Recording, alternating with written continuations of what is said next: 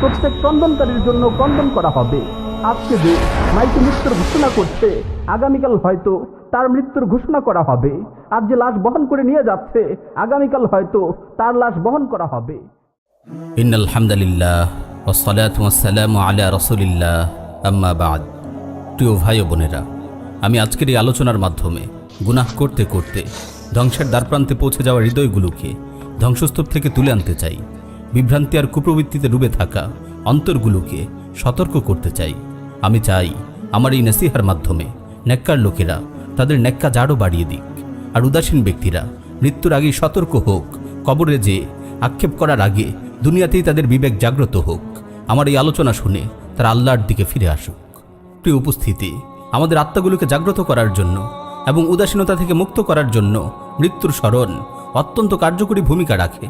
রাসূল সাল্লাল্লাহু আলাইহি ওয়াসাল্লাম ইরশাদ করেন, আকসিরু যিকরা হাযিমিল লাযযাতি আল মাউত। তোমরা দুনিয়ার স্বাদ বিনষ্টকারী মৃত্যুকে অধিক পরিমাণে স্মরণ করো। একজন দুনিয়াবিমুখ আলিমকে জিজ্ঞেস করা হলো যে সর্বোৎকৃষ্ট ও পরিপূর্ণ নসিহত কি? তিনি বললেন, মৃত্যুর স্থানের দিকে তাকানো, মৃত্যুকে সর্বদা স্মরণ রাখা, কবর জিয়ারত করা, জানাজায় উপস্থিত হওয়া, মৃত্যু যন্ত্রণায় ভুগছে এমন কাউকে দেখতে যাওয়া, মৃত্যু যন্ত্রণা নিয়ে চিন্তা করা এবং কেউ মারা যাওয়ার পর তার কথা মনে পড়া। এগুলো তার অন্তর থেকে দুনিয়ার স্বাদ দূর হয়ে যায়। পার্থিব জীবনের ভোগ বিলাসের প্রতি মনে অনাগ্রহ সৃষ্টি হয়। যে ব্যক্তি মৃত্যুর প্রস্তুতি নিয়েছে সেই আমল বাড়িয়ে দিয়েছে এবং আশা আকাঙ্ক্ষা কমিয়ে দিয়েছে। আল্লামা লুবাইদি রাহিমাহুল্লাহ বলেন, আমি আবু ইসাককে তার জীবদ্দশায় দেখতাম তিনি সব সময় একখণ্ড কাগজ বের করে তা পড়তেন।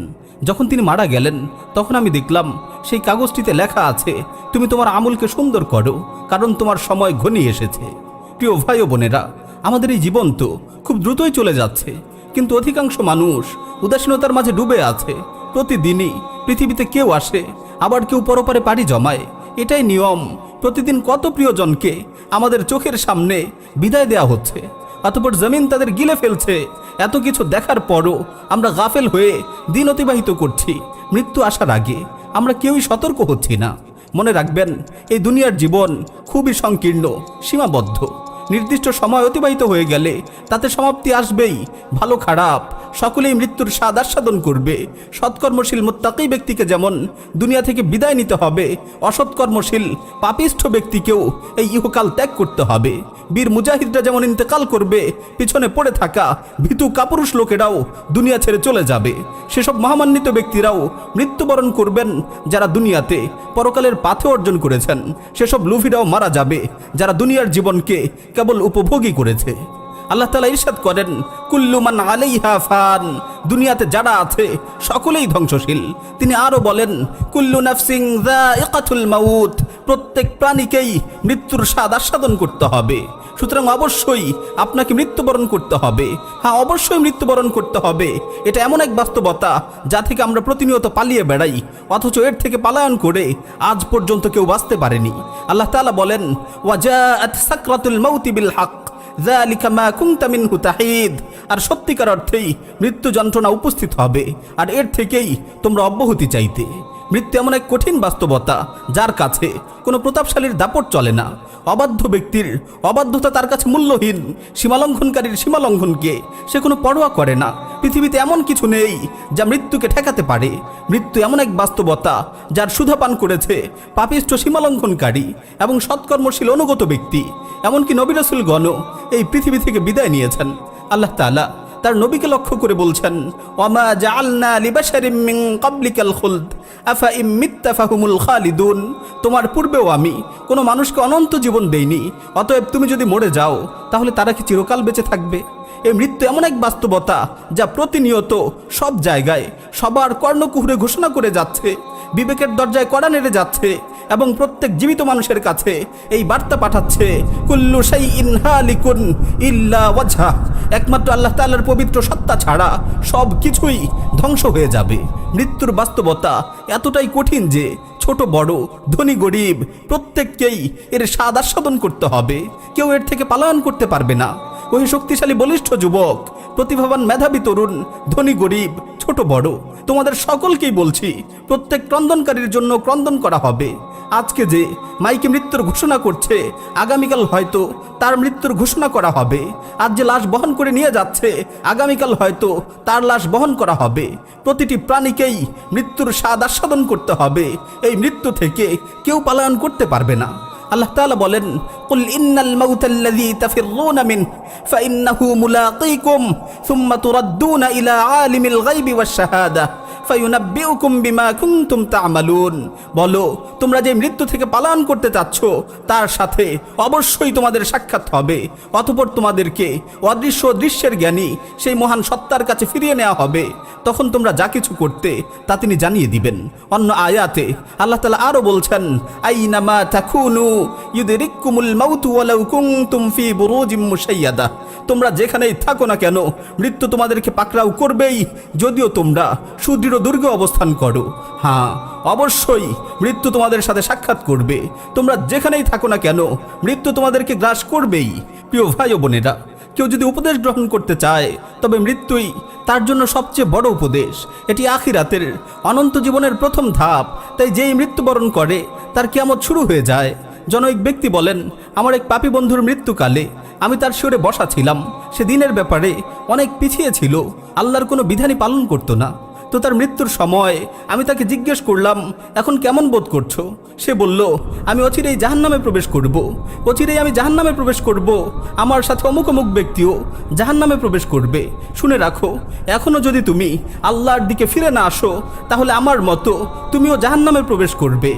ولدتك أمك يا ابن آدم باكيا والناس حولك يضحكون سرورا فاعمل لنفسك أن تكون إذا بكوا في يوم موتك ضاحكا مسرورا। হে আদম সন্তান, তোমার মা তোমাকে ক্রন্দনরত অবস্থায় ভূমিষ্ঠ করেছে, আর মানুষেরা তখন তোমার পাশে বসে হেসে হেসে তোমাকে বরণ করেছিল। সুতরাং এমন এক পুণ্যময় জীবন তুমি গঠন করো যে মৃত্যুর সময় তুমি হেসে হেসে এই পৃথিবী থেকে বিদায় নিবে, আর মানুষেরা তোমার পাশে বসে ক্রন্দন করতে থাকবে। প্রিয় ভাই ও বোন, আজ দুনিয়া লোভী ওই সকল ক্ষতিগ্রস্ত লোকেরা কোথায়? কোথায় সেসব প্রতাপশালী ও সীমা লঙ্ঘনকারীরা? তারা চলে গেছে, কিন্তু তাদের সম্পদ নিয়ে যেতে পারেনি। অন্যরা সেগুলো ভাগ করে নিয়েছে। তারা ওই নিকৃষ্ট দুনিয়ার প্রতি ঝুঁকে পড়েছিল। উঁচু উঁচু দালান কোঠা আর সম্মানের আসন পেয়ে সেগুলোকে তারা চিরস্থায়ী ভেবেছিল। অতঃপর যখনই তারা সেগুলোকে নিয়ে সন্তুষ্ট চিত্তে জীবন কাটাচ্ছিল, তখনই মৃত্যু তাদের ধরাশায়ী করে ফেলল। কত জালিম বহুকাল ধরে জুলুম করেছে, সীমালঙ্ঘন করেছে, নিজ পরিবার পাড়া প্রতিবেশীর কোনো খোঁজ খবর নেয়নি। অবশেষে মৃত্যু এসে তার সকল পাওনা চুকিয়ে দিয়েছে। কোথায় সেই দৃঢ় সংকল্পের অধিকারী মানুষগুলো? মৃত্যু তার আশা আকাঙ্ক্ষা ও সকল দৃঢ় সংকল্পকে ছিন্ন ভিন্ন করে দিয়েছে। এমনকি তার দেহ থেকে সামান্য কাপড়ের টুকরো খুলে নিয়েছে। সুতরাং হে বিচক্ষণ লোকেরা, তোমরা শিক্ষা গ্রহণ করো। যেই লোকটি দুনিয়ার মোহে ধোঁকাগ্রস্ত ছিল, সেও দুনিয়া থেকে বিদায় নিয়েছে। শুধুমাত্র সামান্য এক খণ্ড কাফন নিয়ে সে কবরে গিয়েছে। তার যন্ত্রণা শুরু হয়ে গেছে, সুন্দর মুখাবয়ব বিকৃত হয়ে গেছে। হে গাফেল, তোমার মৃত্যু যন্ত্রণার কথা একটু ভাবো। মনে রেখো, অতি শীঘ্রই তোমাকেও পাকড়াও করা হবে। হে উদাসীনতার পথের পথিক, কখন তোমার এই কঠিন হৃদয়ে কোমলতার ছোঁয়া লাগবে? হায়, মৃত্যুর পর তোমার ইচ্ছাগুলো কোথায় যাবে? হায়, মৃত্যুর পর তোমার আশা আকাঙ্ক্ষাগুলোর কি অবস্থা হবে? হে অজ্ঞতায় সন্তুষ্ট হয়ে থাকা নির্বোধ, কখন তুমি দুনিয়াকে আখিরাতের বিনিময়ে বিক্রি করে দেবে? আল্লাহ তার প্রতি রহম করুন যে সতর্ক হয়েছে এবং প্রস্তুতি নিয়েছে। আল্লাহ তার প্রতি রহম করুন যে সতর্ক হয়েছে এবং প্রস্তুতি নিয়েছে। প্রিয় ভাই ও বোন, আজ কোথায় হারিয়ে গেল সেই সব বন্ধু বান্ধবেরা? কোথায় অবস্থান করছে সেই অঢেল সম্পদের অধিকারীরা? কোথায় জীবন নিয়ে সেই দীর্ঘ আশা পোষণকারীরা? তাদের সকলকে কি কবরে রেখে আসা হয়নি? আজ কোথায় সেই রাজপ্রাসাদের আয়েশে জীবনযাপনকারীরা? তাদের সবাইকে কি কবরে দাফন করা হয়নি? হায় আফসোস, যদি তুমি জানতে, যদি তুমি বুঝতে যে কবরে তাদের দিনগুলো কেমন অতিবাহিত হচ্ছে। কবরে পচে গলে তাদের শরীর থেকে পুজ প্রবাহিত হচ্ছে। তারা প্রতিনিয়ত নিত্য নতুন শাস্তির শিকার হচ্ছে। তাদের প্রিয় মানুষগুলো তাদের ছেড়ে চলে গেছে। তাদের দাস দাসী ও অনুচররা তাদের থেকে বিচ্ছিন্ন হয়ে গেছে। কোথায় সেই বড় বড় মজলিসগুলো? কোথায় সেই নিষ্কলুষ আরামায়েশী জীবনগুলো? হ্যাঁ, আল্লাহর কসম, তারা তাদের কৃতকর্ম সহকারে আজ ইহকাল ত্যাগ করে পরপারের পথিক হয়ে গেছে। কারো অনুশোচনা তাদেরকে বাঁচাতে পারেনি, কেউ কোনো উপকারও করতে পারেনি। কোথায় সেই মহামান্বিত উচ্চ মনোবলের অধিকারী মহাপুরুষরা? কোথায় মৃত্যুর জন্য সার্বক্ষণিক প্রস্তুতি নিয়ে রাখা পবিত্র আত্মাগুলো? কোথায় মৃত্যুর ভয়ে প্রকম্পিত সেই মানুষগুলো? নেই, কেউ নেই, সকলেই চলে গেছে। কেউ আর বেঁচে নেই।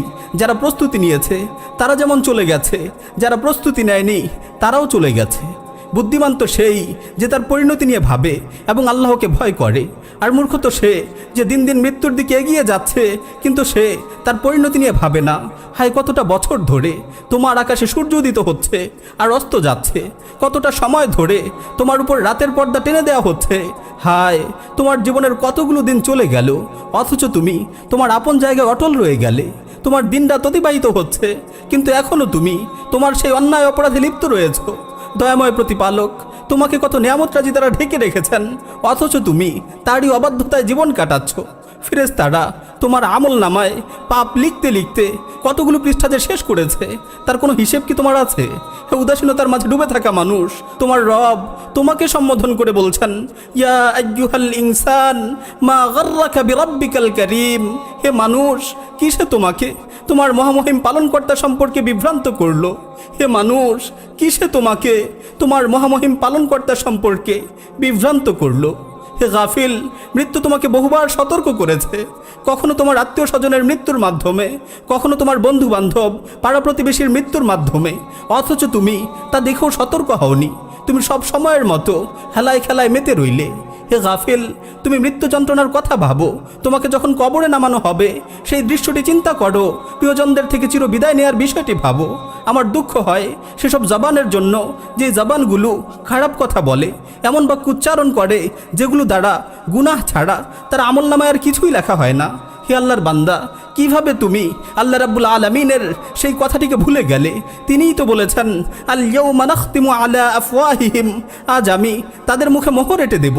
আফসোস সেসব হস্তগুলোর জন্য যেগুলো হারামের দিকেই প্রসারিত হয়। হে আল্লাহর বান্দা, কিভাবে তুমি আল্লাহ তাআলার সেই কথাটি থেকে গাফেল হয়ে রইলে? আল্লাহ তাআলা কি বলেননি, ওয়া তুকাল্লিমুনা আইদিহিম, আজ তাদের হাত আমার সাথে কথা বলবে। আফসোস সেসব পাগুলোর জন্য যেগুলো অন্যায়ের দিকে ধাবিত হয়। হে আল্লাহর বান্দা, কিভাবে তুমি আল্লাহর সেই বাণীটিকে ভুলে রইলে? তিনিই তো বলেছেন, ওয়া তাশহাদু আরজুলুহুম, আর তাদের পাগুলো আজ সাক্ষ্য দেবে। আমার দুঃখ হয় সেই সব দেহগুলোর জন্য যেগুলো হারাম ভক্ষণ করে বেড়ে উঠেছে। হে আল্লাহর বান্দা, কেন তুমি এই হাদিসটির কথা ভাবলে না যে অবৈধ সম্পদে যেই দেহ বেড়ে উঠে তার জন্য জাহান্নামী অধিকতর উপযোগী? হে 20 বছরের নওজোয়ান, তোমার আশপাশে চেয়ে দেখো, তোমার কত পাড়া প্রতিবেশী দুনিয়া থেকে বিদায় নিয়েছে। হে 30 বছরের যুবক, তুমি যৌবনকাল পূর্ণরূপে পেয়েছ, কিন্তু মৃত্যুর জন্য কি প্রস্তুত করেছ? হে 40-এর কোঠায় উপনীত হওয়া ব্যক্তি, তোমার যৌবনে ভাটা পড়েছে, অথচ এখনও তুমি অবহেলায় ডুবে আছো। হে 50-এর কোঠায় উপনীত হওয়া লোক, তুমি ফসল বুনেছ, আজ তা পেকে গেছে। তুমি অর্ধশত বছর অতিক্রম করে ফেলেছ, অথচ তুমি তোমার নিজের সাথেই ইনসাফ করনি। হে 60-এর কোঠায় উপনীত হওয়া বৃদ্ধ, তোমাকে হিসাবের দিকে আহ্বান করা হচ্ছে, কারণ তুমি এখন মৃত্যুর সাথে লড়াই করছো। হে 70-এর কোঠায় উপনীত হওয়া বৃদ্ধ, হিসাব করো তো দেখি তুমি আখিরাতের জন্য কি পাঠিয়েছো আর দুনিয়াতে কি রেখে যাচ্ছ। আল্লাহর কসম, যে ব্যক্তি আজ কারো খাটিয়া বহন করছে, অচিরেই এমন একটি দিন আসবে যেদিন অন্যরা তার খাটিয়া বহন করবে।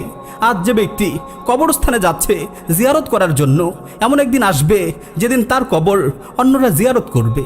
আজ যে কাউকে দাফন করে কবরস্থান থেকে বাড়িতে ফিরে আসছে, অচিরেই এমন একটি দিন তার জন্য অপেক্ষা করছে যখন তাকে দাফন করে লোকেরা বাড়িতে ফিরে আসবে। ওই কবরই হবে তার শেষ ঠিকানা। হযরত ওমর রাদিয়াল্লাহু তাআলা আনহু সর্বদাই এই কথা বলতেন যে মানুষ প্রতিদিন বলে, আজ অমুক মারা গেছে, আজ অমুক মারা গেছে, অমুক জায়গায় আজ অমুক ব্যক্তি মৃত্যুবরণ করেছে। অচিরেই এমন একটি দিন আসবে যখন মানুষ বলতে থাকবে, আজ ওমর মারা গেছে। অবশেষে ঠিকই সেই দিনটি চলে এলো যেদিন ওমর রাদিয়াল্লাহু তাআলা আনহু ইন্তেকাল করেছেন। প্রিয় ভাই, একদিন মসজিদের মিনার থেকে আমাদের মৃত্যুর সংবাদও ভেসে আসবে। লোকে বলবে, আজ অমুক মৃত্যুবরণ করেছে, কিন্তু সেই মৃত্যুর জন্য আমাদের কি কোনো প্রস্তুতি রয়েছে?